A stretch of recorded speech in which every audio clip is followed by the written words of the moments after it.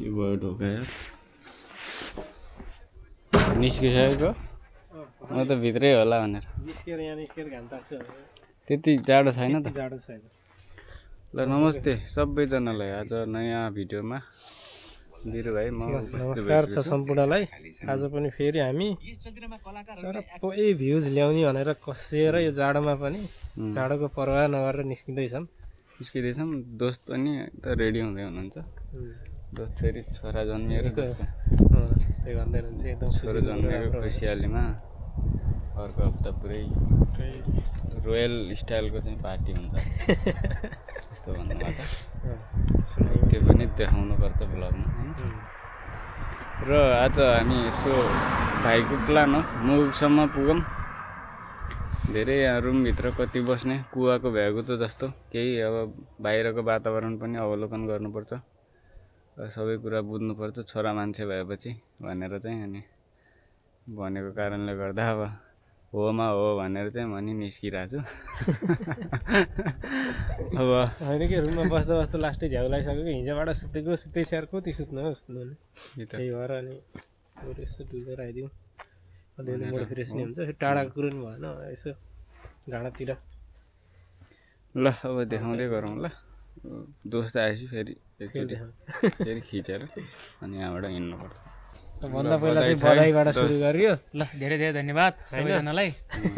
हजुरहरूको आशीर्वाद हजुरहरूको माया सबै यस्तो हौसलाले गर्दा म आज यो ठाउँमा छु मिल्ने होइन। जाउँ ल केटाहरू ल खुसीको दिनमा ल निस्क्यौँ। चलो चलो र हामी निस्क्यौँ बाटोतिर छौँ। अलिकति तल आएको बस चढ्ने ठाउँ पुगिसकेको छैन। यहाँनिर एउटा सानो पोखरी जस्तो थियो, यहाँ किसानहरूले सिँचाइ गर्नुको लागि चाहिँ बनाएको सरकारले बनाएको पोखरी त्यो त पुरै जमेर यस्तो अवस्थामा छ। आइस पुरै यसरी यो सेतो देखिने त्यो पुरै जमेको। यहाँ गएर उफ्रिन पनि मिल्न चाहिँ, तर फेरि वाँटै तल खस्यो भने अनि अलिक डर भएको कारणले गर्दाखेरि यहाँ जान चाहिँ फेरि पाइँदैन यहाँ मनाइ भनेर नि टाँसेर छ। यहाँ यसरी जमेको छ। यो लेभलको चिसो छ। हावा फेरि त्यस्तै चिसो चल्यो। यहाँ भिडियो गर्ने गाह्रो भइसक्यो, पन्जा ल्याउनु बिर्सिएछ। यहाँ उयम भनेर यसरी टालिसकेको छ।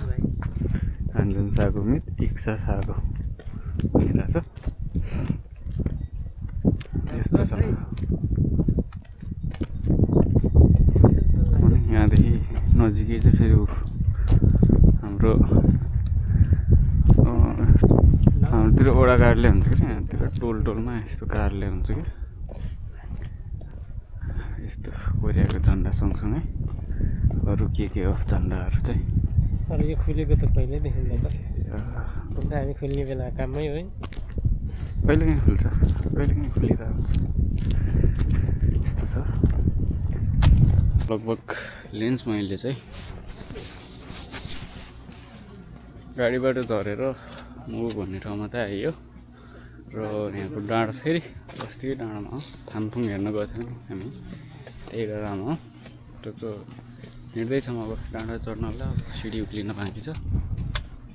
सडक छेउछेउमा कस्तो सानो यो के भन्छ यो रुखको नाम के हो? धुपी भन्छ नेपालतिर चाहिँ।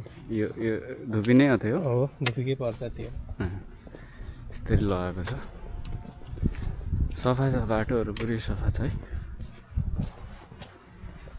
सहरतिर आए जस्तो फिल भएको छैन, थोरै थोरै भयो। उता अगाडि यस्तो अग्लो अपार्टहरू छ। अब यहाँ मान्छेहरूको बसोबास हुने भनेको। ल अब चाहिँ माथि उक्लिन्छौँ र त्यो सब सिडी उक्लिँदैछौँ। आधी सिडी उक्लियो। यता के बस्ती अरे दोस्त? यो चेपाङ बस्ती। त्यो चेपाङ बस्ती छ।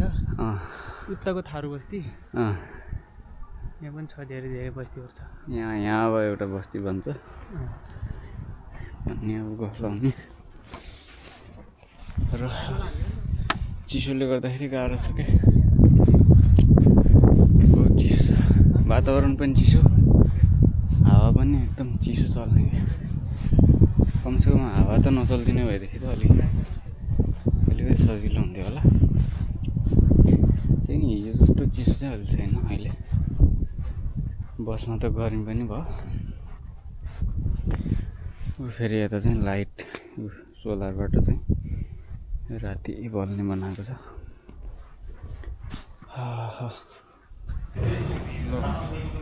ल बोल्नुहोस्। बोल्ने होइन ए ल हाम्रो चाहिँ ल खाजा खानु पाएको। ल चियर्स।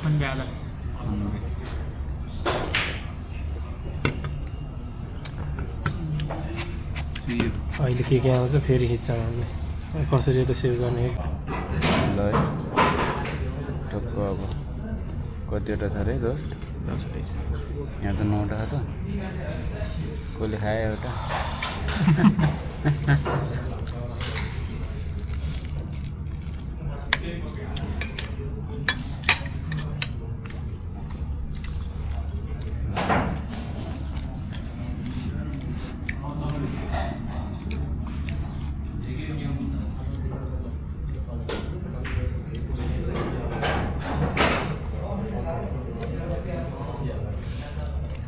चम्चाबाट